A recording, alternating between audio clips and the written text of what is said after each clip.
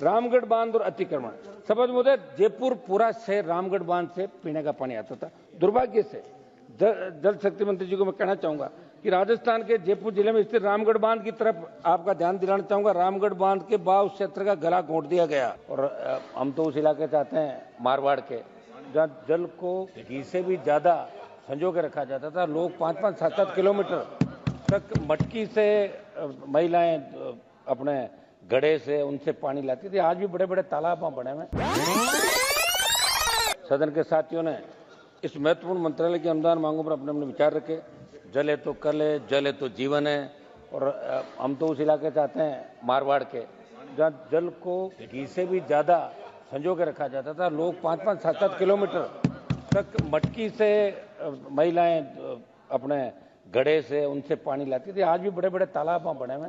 बहुत बड़ी समस्या पानी को लेकर जल शक्ति मंत्रालय के अंदर पीने के पानी के साथ साथ सिंचाई के पानी की भी व्यवस्था की बात सब लोगों ने कही। 25-26 का जो जल शक्ति मंत्रालय का बजट था सभापति जी, वो 99,503, जो 24-25 के बजट 98,714 से थोड़ा सा ज्यादा है। इसमें और ज्यादा बजट लेते हैं। निश्चित रूप से आज आवश्यकता देश के अंदर बेरोजगारी को, अगर आप डिमांड कर दीजिए, ज्यादा देने का डिमांड कर दीजिए। बेरोजगारी को आप क्या करूं सर? डिमांड कर दीजिए, आप मांग कर दीजिए। अच्छा, मैं डिमांड पर डिमांड ही करूंगा ना। ये जरूरी। मैं कह रहा हूं साहब, अगर बेरोजगारी को खत्म करना हो तो हर खेत सिंचाई का पानी आप लेके चले जाओ, बेरोजगारी 80% खत्म हो जाएगी आपका। राजस्थान सहित देश के कई राज्यों में पेयजल की कमी और सरकारी योजनाओं के बावजूद लोगों को शुद्ध पेयजल नहीं मिल रहा है सभापति जी। दूसरी तरफ भूजल के अंदर यूरेनियम और आर्सेनिक सहित विभिन्न संदूषकों के कारण बढ़ा प्रदूषण चिंता का विषय। वर्ष 84 में हमारे राजस्थान के 236 में से 203 ब्लॉक सुरक्षित थे, क्योंकि उस वक्त 35% पानी का दोहन होता था। सरकारी आंकड़ों और समाचार पत्रों के अनुसार 30 वर्षों के बाद भूजल दोहन 114% बढ़ गया। अब मात्र 12% ब्लॉक सुरक्षित बने। इसलिए मंत्री जी आपसे मैं विशेष आग्रह करूंगा कि राजस्थान के अंदर आप विशेष रूप से ध्यान दें।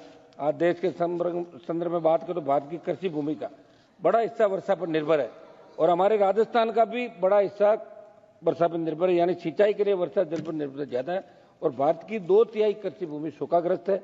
आपने वर्ष 15-16 में प्रधानमंत्री कृषि सिंचाई योजना शुरू की, उसका दायरा बढ़ाया जाए और अटल भूजल योजना की प्रभावी मॉनिटरिंग की जाए। मंत्री जी, नदियों और नहरों में बढ़ता प्रदूषण बहुत बड़ी चिंता का विषय है। अब करोड़ों रुपए बजट खर्च होने के बावजूद, कानून होने के बावजूद नदियों में प्रदूषण नहीं रुक रहा है।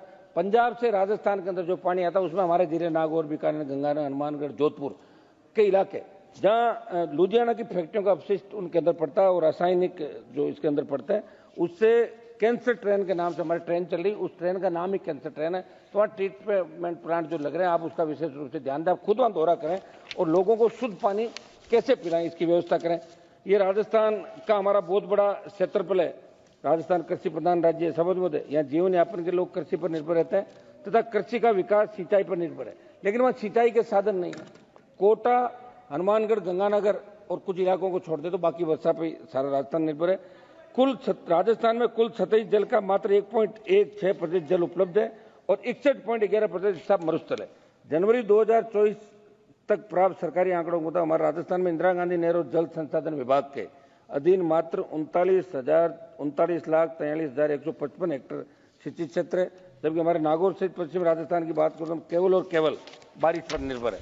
समझ मोदे, ERCP की तर्ज पर ERCP मैं जल शक्ति मंत्री जी से पूछना चाहूंगा कि हमारे पूर्वी राजस्थान के 13 जिलों में पेयजल और सिंचाई के लिए ERCP योजना बनी। वो हमने खूब सदन के अंदर मामले उठाए, आंदोलन में चले, जिसे आपने और राजस्थान सरकार ने संशोधित करके PK ERCP नाम दिया। अब राजस्थान सरकार ने उसका नाम राम सेतु लिंक परियोजना किया। क्या भारत सरकार इसके लिए 90% राशि देगी या नहीं, ये अभी उल्लेख नहीं हुआ।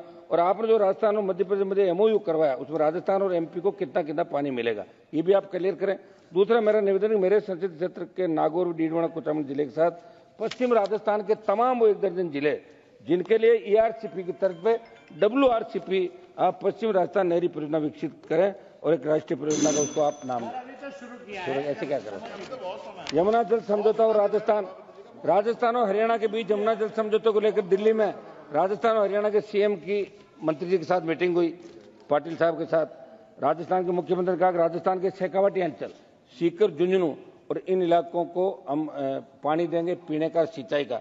मैं आपको पूछना चाहता हूं मंत्री जी, वो समझौता क्या था?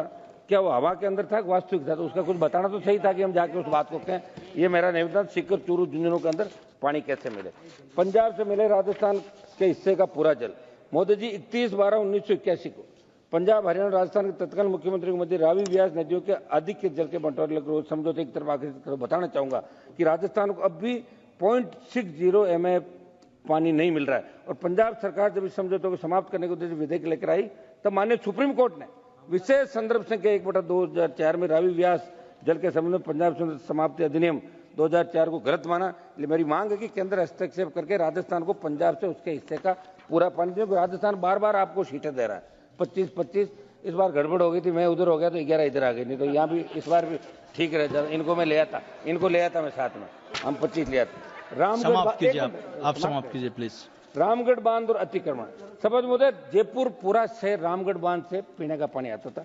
दुर्भाग्य से जल शक्ति मंत्री जी को मैं कहना चाहूंगा कि राजस्थान के जयपुर जिले में स्थित रामगढ़ बांध की तरफ आपका ध्यान दिलाना चाहूंगा। रामगढ़ बांध के बाव क्षेत्र का गला घोंट दिया गया, पर राजस्थान सरकार को नजर नहीं आ रहा है। ने जिम्मेदार अफसरों को हाईकोर्ट के निर्देशों के बाद मंत्री जी रामगढ़ बांध के बाव क्षेत्र में बनाए गए फार्म हाउस, रिजोर्ट, होटल, अस्पताल, मेडिकल कॉलेज बार बार कंटेम्प्ट में भी जा रहे हैं।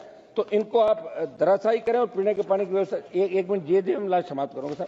जेजेएम और राजस्थान जल जीवन मिशन को लेकर बड़े दावे आप करते हैं। हमारे राजस्थान में जल जीवन में भारी भ्रष्टाचार हुआ था पूर्ववर्ती सरकार से। मंत्री जी, जल जीवन मिशन में पूर्ववर्ती सरकार के समय भारी भ्रष्टाचार राजस्थान के अंदर, पुरानी सरकार थी, और वहां के जल जो मंत्री थे उनके घर ईडी की रेड हुई, सीबीआई की रेड हुई।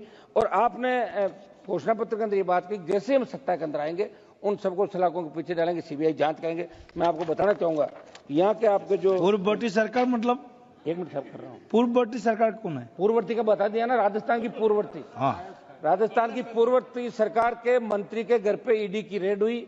आपने ये कहा कि आप हमें वोट दो, हम जांच कराएंगे, लेकिन वो बात आगे नहीं बढ़ी, 1.25 साल से वहीं पड़ी। हम चाहते वो भी जांच कराओ, ये भी करो। एक मिनट समाप्त खत्म कीजिए।